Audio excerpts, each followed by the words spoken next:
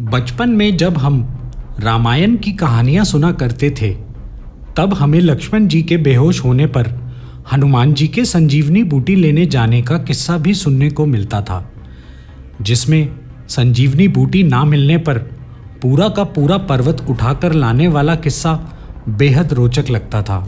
और आज के बच्चों को भी वही किस्सा सबसे अधिक और रोचक लगता है।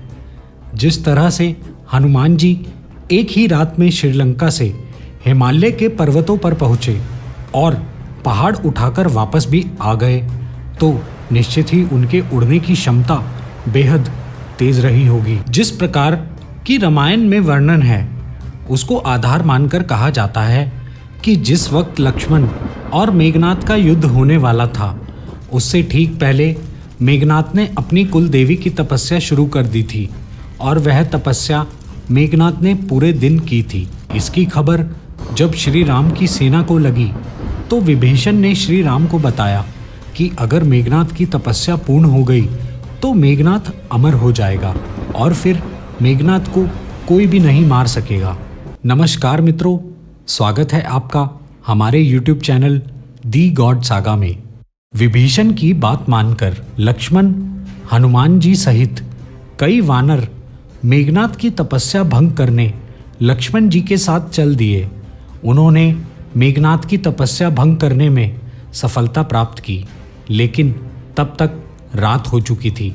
लक्ष्मण जी ने रात को ही मेघनाथ को युद्ध के लिए ललकारा। रामायण के अनुसार उस समय रात्रि का दूसरा पहर शुरू हो चुका था।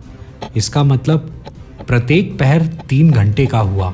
और अगर हम आधुनिक काल की घड़ी के हिसाब से देखें तो लक्ष्मण और मेघनाथ का युद्ध रात के लगभग 9 बजे शुरू हुआ होगा।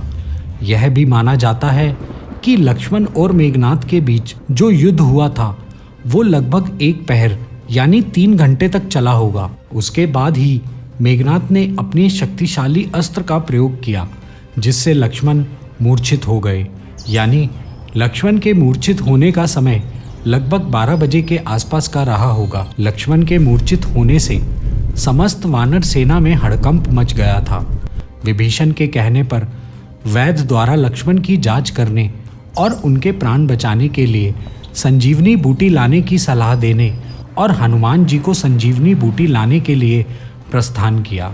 तो हम यह मान सकते हैं कि आज के समय के अनुसार करीब 1:30 पर बजरंगबली ने संजीवनी बूटी लाने के लिए रावण की नगरी से उड़ान भरी होगी और निश्चित ही वह सूर्य उदय होने से पहले यानी लगभग 5 बजे वापस आ गए होंगे।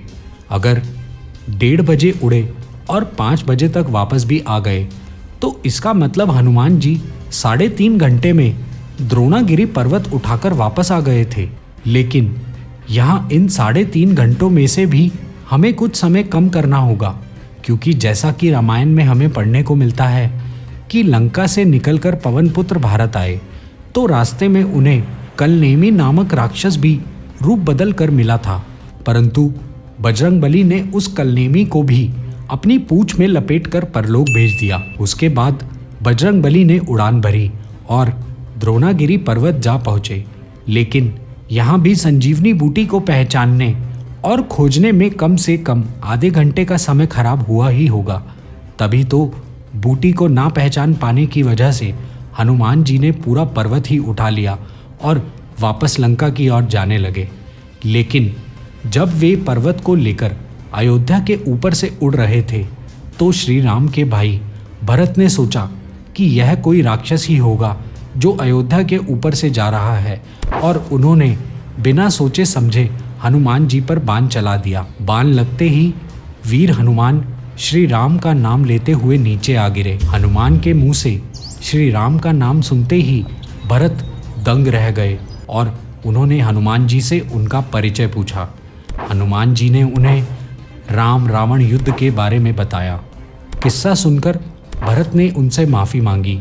इसके बाद हनुमान जी ने लंका की ओर उड़ान भरी और इन 2 घंटों में अगर हम उनके द्वारा तय की गई दूरी को देखें तो इंटरनेट पर उपलब्ध जानकारी के अनुसार श्रीलंका से द्रोणागिरी पर्वत तक की दूरी लगभग 2500 किलोमीटर की है। यानी कि आने और जाने दोनों तरफ की यह दूरी कुल मिलाकर लगभग 5000 किलोमीटर तक है और बजरंगबली ने 5000 किलोमीटर की यह दूरी लगभग 2 घंटे में तय की थी। इस हिसाब से हनुमान जी के उड़ने की रफ्तार लगभग 2500 किलोमीटर प्रति घंटे से भी अधिक निकलती है और अगर इसकी तुलना ध्वनि की रफ्तार से करें तो उसकी तुलना में हनुमान जी की गति लगभग 2 गुना ज़्यादा बैठती है। ऐसे और भी धार्मिक जानकारियों के लिए हमारे YouTube चैनल दी गॉड सागा को अभी सब्सक्राइब करें और वीडियो को अंत तक देखने के लिए आपका बहुत बहुत शुक्रिया।